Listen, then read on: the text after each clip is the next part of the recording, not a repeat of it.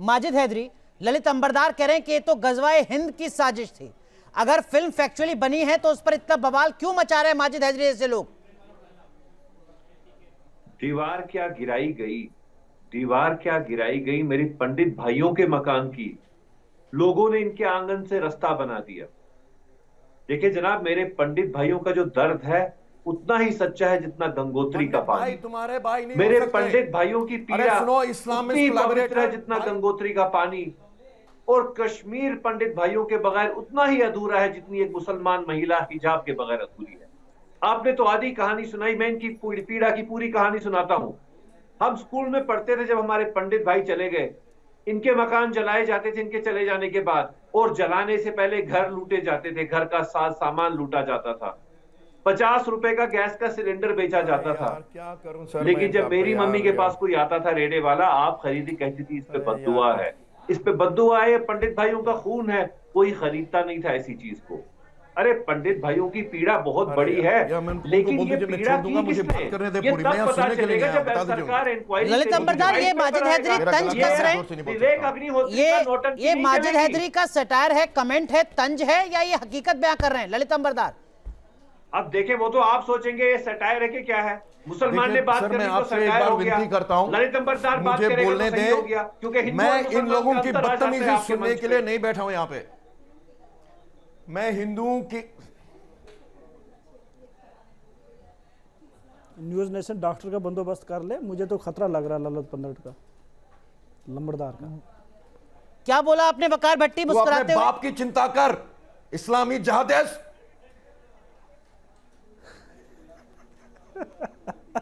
देखिए जी, अपसेट लग रहे, बदनाम मुसलमानों को कर रहे हो ललित अंबरदार। देखिए उठने से भागने से तो बात नहीं चलेगी।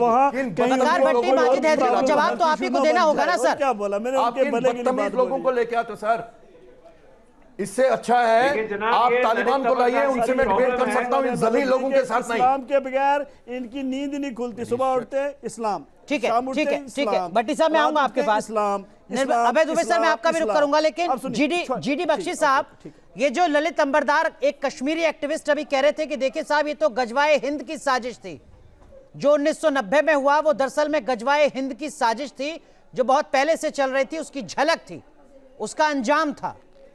जीडी बख्शी साहब, देखिए मैं आपको कहना चाहता हूं कि ये एक आइडेंटिटी कॉन्फ्लिक्ट बनाने की कोशिश की थी पाकिस्तान ने।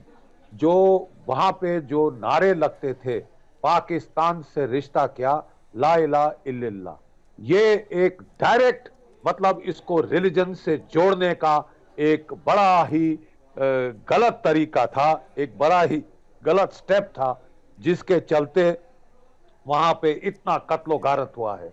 एक पूरी कम्युनिटी को घर से बेघर किया गया है, उनके खिलाफ जेनोसाइड किया गया। और मैं तो साहब कहना ये चाहता हूं कि अगर वहां पे जो है सही कदम लिए गए होते, जैसे हमने किश्तवाड़ में लिए थे, किश्तवाड़ में भी इसी तरह जो वहां माइनॉरिटीज थी उनके ऊपर हमले हुए, एक गांव में 5 मारे, दूसरे पति महल में 5 मारे, टागुड में 8 मारे, गुलाबगढ़ में 13 मारे, औरतें, बच्चे, बूढ़े, जो कि कुरान शरीफ में भी लिखा है कि जिहाद में औरतों की जान, बच्चों की जान, बूढ़ों की जान बख्श दी जाए। मारे केवल वही बच्चे और बूढ़े और औरतें। और उसके बाद साहब वहां से पलायन शुरू हो गया था किश्तवाड़ से हिंदू डोगरास का। उस वक्त साहब हमारे पास इतने ट्रूप्स नहीं थे कि हम जाके हर एक किलोमीटर हर एक गांव। बख्शी सर माफ कीजिए, लेकिन हमने एक मिनट पूरा तो करने कहिए। तो मैंने उस वक्त साहब हमने जो है अपनी फौजें इकट्ठी करी, जिन्होंने ये नरसंहार किया था, उस गैंग को घेरा, ढूंढ निकाला, थर्मोबारिक वेपन से खलास किया। और फिर वो जो है हमने सारे जगह जब बात फैली कि ऐसा अंत हुआ है ऐसे हथियारों का, तो साहब सन 2001 से लेकर कोई पिछले 2 साल तक वहां कोई माइनॉरिटी की हत्या नहीं हुई, जो भागे थे वो वापस आ गए। लेकिन जीडी बख्शी साहब, तो आज ये हाल ना होता। मैं जरा स्क्रीन पर भट्टी साहब को भी लाना चाहूंगा, वकार भट्टी को। जीडी बख्शी साहब देखिए, कल हम बात कर रहे थे वकार भट्टी से, इस वक्त वो कुछ कहना भी चाह रहे हैं। वो तो कह रहे थे कि ये रोना धोना है, ये बंद होना चाहिए। अभी भी जब ललित अंबरदार अपनी बात को, अपने दर्द को साझा कर रहे थे तो उनके चेहरे पर मुस्कुराहट थी, वो हंस रहे थे, वो तंज कस रहे थे। अभी भी हंस रहे हैं जीडी बख्शी साहब जब मैं आपसे सवाल कर रहा हूं। देखिए मैं सवाल पूछूं, बिल्कुल बिल्कुल मुस्कुराना तो मेरा हमेशा रहेगा, जब तक मैं कब्र में नहीं जाऊंगा तब तक मेरे चेहरे पे मुस्कुराहट रहेगी। जिसको जलना है जले, मुझे क्या लेना देना। अब सुनिए मेरी जीडी साहब, मैं आपसे सवाल पूछूंगा। जीडी साहब जी, मैं बड़ी इज्जत से आपसे सवाल पूछूंगा, मुस्कुरा के सवाल पूछूंगा। जीडी साहब, जीडी साहब आपसे सवाल क्या होता है? जीडीसी सवाल आपसे, ठीक है। जीडीसी जीडी बख्शी साहब, मैं सवाल पूछ, अगर तेरे में अच्छा आप 10,000 मारिए, 20,000 मारिए, जीडी साहब मैं आपसे सवाल पूछ रहा हूँ, तेरे को बताते हश्र क्या होता है। जीडी साहब बात तो सुनो ना। जीडी साहब मैं क्यों हथियार उठाऊंगा? बात क्यों सुनूं? हम अपनी मुस्कुराहट से ही आपको जला देते हैं, हमें हथियार उठाने की जरूरत नहीं है सर। हमारी मुस्कुराहट ही आपके लिए हानिकारक है। पहले सुन लीजिए। ठंडे पसीने छूटते हैं, मैंने देखे हुए। क्योंकि जीडी साहब मुझे भी आप जैसे लोगों को काफी पिलाने में बड़ा मजा आता है, पीनी है काफी। आप सुनिए मेरी बात जीडी साहब। अच्छा मुझे एक बात बता दीजिए, सिखों को चलो ना हिंदू की बात करते हैं ना मुस्लिम की बात करते हैं। जीडी साहब ना हिंदू की बात करते हैं ना मुस्लिम की बात करते हैं। एक बात बताइए, 1984 में सिखों को किसने मारा था? वो लोग कौन थे? 1984 में सिखों को किसने मारा था? वो तबका कौन था? वो कौन पूरब की बात हो रही है, पश्चिम पर मत जाइए, की बात करूंगा। सिखों का जिनोसाइड, उसके लिए तो ना नहीं, यही मतलब एक क्या उनकी बात हुई। अगर मैं पूछूं तो सिखों आप कश्मीरी पंडित पर पूछिए, जीडी बख्शी जवाब देंगे आपको। जीडी साहब आप पूछिए सवाल कश्मीरी पंडित पर, जीडी बख्शी दोनों का जवाब दूंगा। आपसे वो पूछ रहे हैं कि आप मुस्कुरा कैसे सकते हैं, आप हंस कैसे सकते हैं? यहाँ नरसंहार हुआ है, लोगों की जानें गई हैं, आप हंस रहे हैं। जहां मुसलमानों से कोई मरा तो वहां इस्लामी टेररिज्म, जहां कौन बच रहा है? मैं नहीं बच रहा हूं, कभी नहीं बचूंगा भाई, कभी नहीं बचूंगा। अगर 84 में हिंदुओं ने मुसलमानों को मारा तो वो बात भी होनी चाहिए। अगर मुसलमानों से कश्मीरी पंडितों की जान गई, वो बात भी होनी चाहिए। अगर गुजरात में मुसलमानों को जिंदा जला दिया, वो बात भी होनी चाहिए। तो बातें तो सब होनी चाहिए ना। ये थोड़ा चलता है। जीडी बख्शी ये कीरज भट्टी तर्क दे रहे हैं, कुतर्क कर रहे हैं। इनको बताना चाहता हूं कि इन्होंने कश्मीर में जो कुछ भी हो रहा था उसको एक आइडेंटिटी वॉर में बदली करने की कोशिश करी।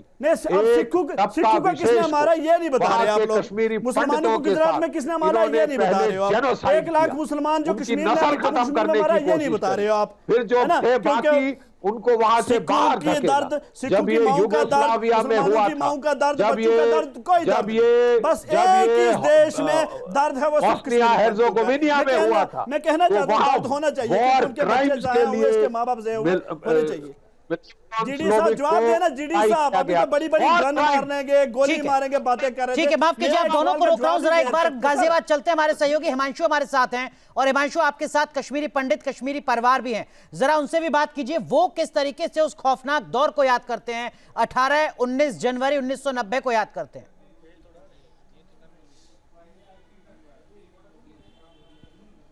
और देखिए अनुराग, मैं आपको बता दूं, बहुत सी ऐसी जनरेशन है जो उस दौरान नहीं थी, जिन्होंने अपने मम्मी पापा या दादा दादी से उस टाइम को सुना और उसको महसूस किया। लेकिन जब ये फिल्म फिल्माई गई और पर्दे पर ये आई है, उसके बाद उन्होंने काफ़ी उस दर्द को महसूस किया है। कुछ यंगस्टर हैं, उनसे हम बात कर लेते हैं। अभी ये मूवी आपने देखी, क्या कुछ कहेंगे? क्योंकि आपका भी जो ताल्लुक है वो कश्मीर से है। जी बिल्कुल। मैं बोलने को तो मैं जेनोसाइड के बाद 2002 में पैदा हुई हूँ, 12 साल बाद देखा जाए तो। बट मैं अपने पेरेंट्स और ग्रैंड पेरेंट्स से बचपन से ये सुनती आ रही हूँ। इनफैक्ट हर कश्मीरी पंडित फैमिली में ये आता ही आ रहा है कि हर पेरेंट और ग्रैंड पेरेंट अपने आगे की जनरेशन को ये बताता है कि उनके साथ क्या हुआ। क्योंकि ये थॉट हमेशा generation to generation I guess रहना चाहिए। अगर ये थॉट ही खत्म हो जाएगा तो सब खत्म हो जाएगा। कुछ आपको बताया गया? तो हमें बेसिकली ये बताया गया था, जैसे मुझे बचपन का याद है कि बड़े होके तो फिर और भी चीज़ें पता चली। बचपन में बताया जाता था कि पापा बताते थे कि कैसे वो खुद छोटे बच्चे थे उस टाइम पे, और कैसे ट्रक्स में और बाकी जीप्स में जो टेररिस्ट थे वो गन्स लेके AK-47 लेके ऐसे नारे देते थे कि मतलब जो कश्मीरी पंडित है वो निकल जाएं, ऐसे नारे देते थे। यहाँ पे रहना होगा तो अल्लाह अकबर कहना। आपने तो उस समय को जिया है, आप उस समय कश्मीर में मौजूद थे जब ये हालात वहाँ पर थे, तो आपने क्या कुछ वहाँ पर देखा, क्या महसूस किया था, और जो अब राजनीति हो रही है उस पर क्या कहना है आपका? इसमें पहले तो राजनीति होनी चाहिए नहीं होनी चाहिए, क्योंकि जो हमारे साथ हम बीत चुके वो हम जानते हैं। हमारे बच्चों को इतना पर हम बताते हैं बच्चों को। मैंने जब अपनी बेटी को बोला था उनको यकीन नहीं आता था। जब उसने ये पिक्चर देखी तब जाके उसको यकीन है। उसने रात भर रोया, नींद नहीं आई उसे। दूसरे दिन सह उसने बोला कि आपने कितना बर्दाश्त कितना सहा।